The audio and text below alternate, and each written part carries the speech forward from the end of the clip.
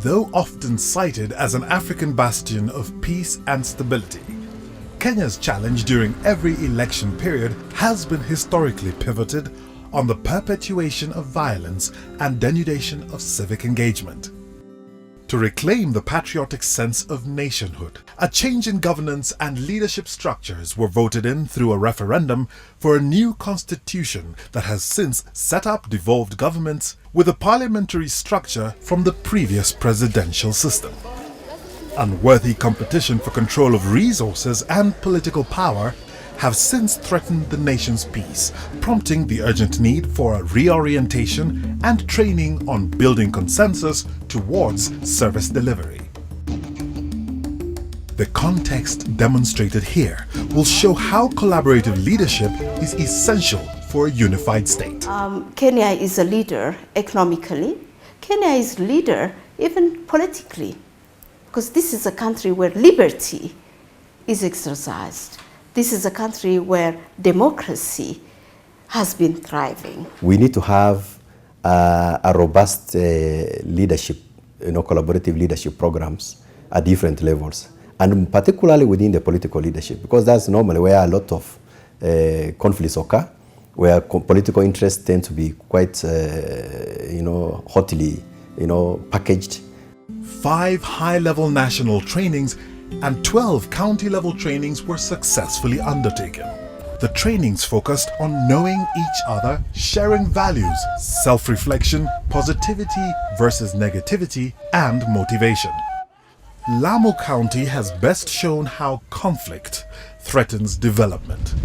Let's now see how this soft-spoken executive displays an admirable ability to build and share in a common vision with his acrimonious constituent assembly.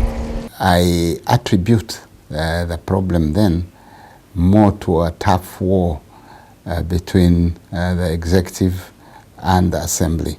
The assembly was trying to flex its muscles. There were political undertones to all this. I was facing an election petition. People were, the assembly members perhaps were also reading that. It was a very timely intervention by UNDP because to bring all the leadership under one roof for 2 days, let alone the learning, but the opportunity of the various leaders to interact, get to know one another in a less competitive atmosphere. Money is value. Think of one value that you stand for, a value that you think even defines you. Just one word. So the value mapping brings us to start reflecting on common values and seeing how these values can catapult us to better leadership. There is a reflective questionnaire that challenges you, where you are talking to yourself and interrogating your strengths, your weaknesses, your perspectives of leadership. But it was also very important to have this collaborative leadership program also at the parliamentary level, at the legislative level, but also at all levels. At the pinnacle of the consultations, the emphasis on collaborative leadership and capacity development was to provide a safe space for leaders to reflect and dialogue with each other. This initiative not only aimed at a higher cadre of national and institutional leaders, but at grassroots opinion shapers, fundamentalists, and ideological militia like Mr. Awudi Ogada, a former Kisumu gang leader turned peacemaker. A number of Kenyans whom were calling themselves opposition leaders, Jaramogi, Sukuku, Ndenge, Matiba, there were several, Anyona George, and even the Young Turks. Quite a number of people were under house arrest, some of them were in detention. So first of all, we had to fight for people to be released from detention, and Jaramogi included. We also came up to give an alternative security to our leaders. The kind of police then was a police force. It was not a police service. The force that the police was using is actually the aspect that made us to be seen as more violent, because wherever we were now clearing our way to move, there were tear gas, there were gunshots, and of course we were also in a convoy. This is what actually made us to be perceived as violent people. So we admired the way Saddam was daring the Americans. We also say what we are daring the government. So Kisumu was one of the hotspots that had been identified. And when they were talking about Kisumu, they were talking about us, the Baghdad boys.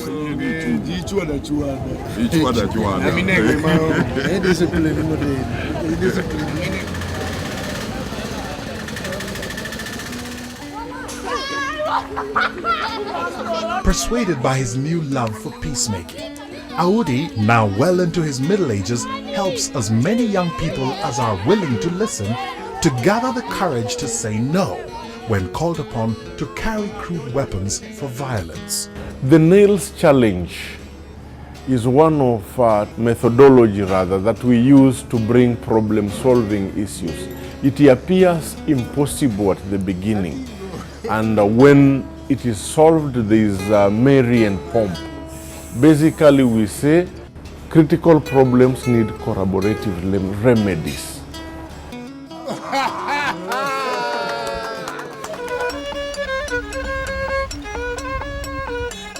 And we close it with a desire, a procedure called the People's Award, where groups sit aside, identify people in their very small capacities who have changed the lives of either the county or the country, and you award the person who has done exemplary service, and it could be even posthumous.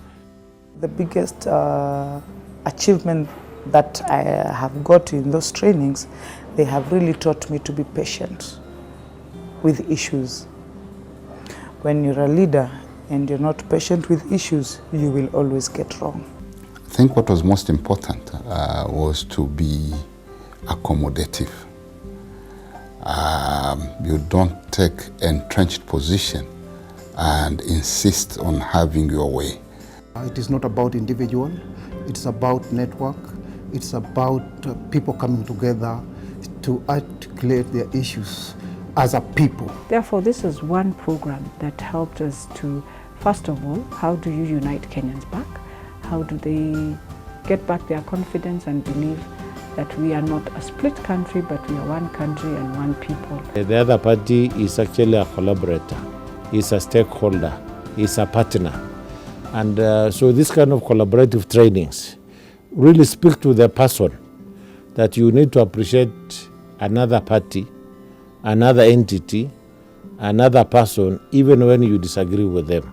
A lot of the lessons that you learn from that collaborative leadership also helps you in your own personal life, whether being a father, a husband, or even a leader in your community.